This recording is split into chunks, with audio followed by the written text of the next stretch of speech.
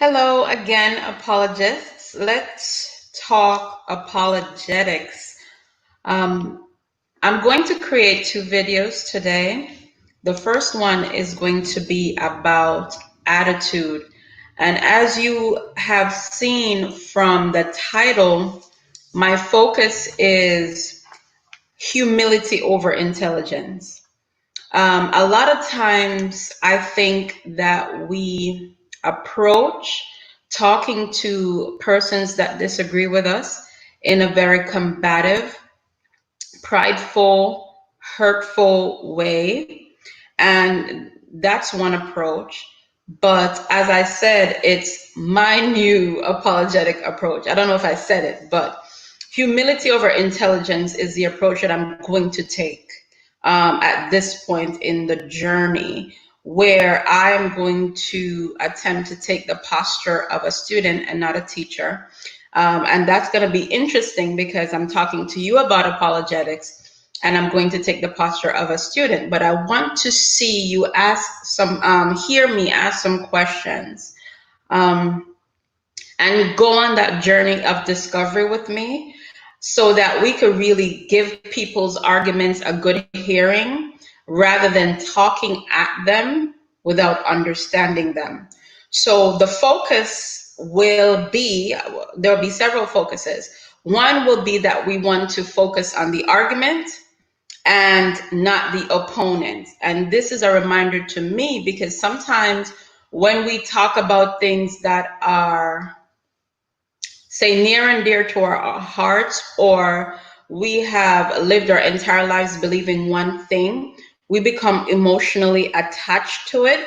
And whenever someone asks a question or if somebody raises an argument that somehow hits at what we believe, we start to attack people.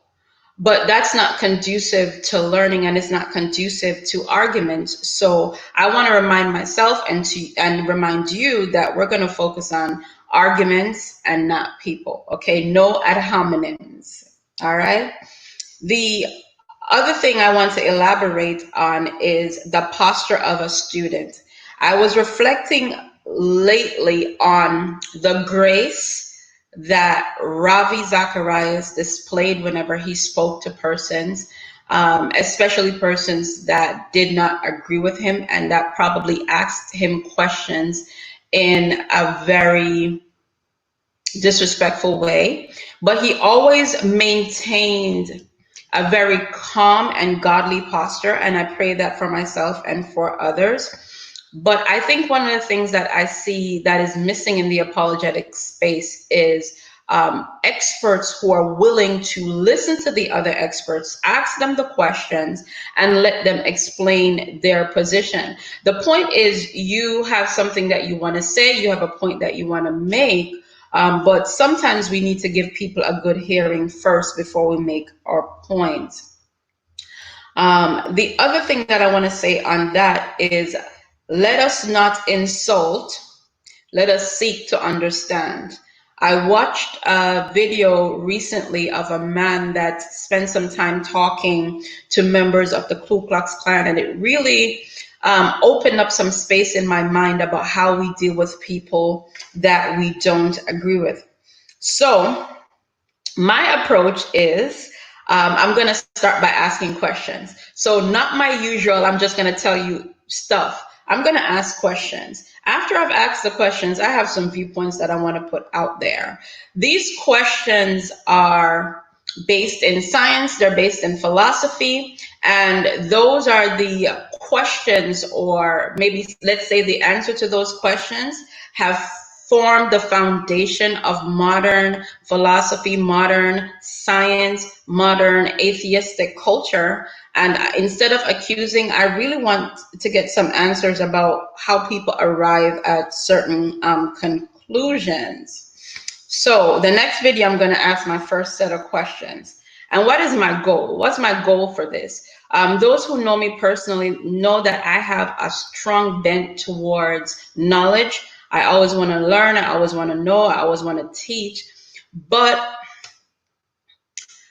I think for this season, I want to take example of the Apostle Paul in Acts when he went to Mars Hill and he actually he had something that he wanted to say to the thinkers in Athens. He had a point that he wanted to make, but instead of barging in and start talking, he walked around the city and tried to understand the people a little bit better. So that's going to be my approach, and my goal is to learn how to better communicate with those persons in the world that are not theistic. I don't want to accuse them. I don't want to yell at them. I want to communicate better and have them communicate with me better because they realize that I'm respecting them.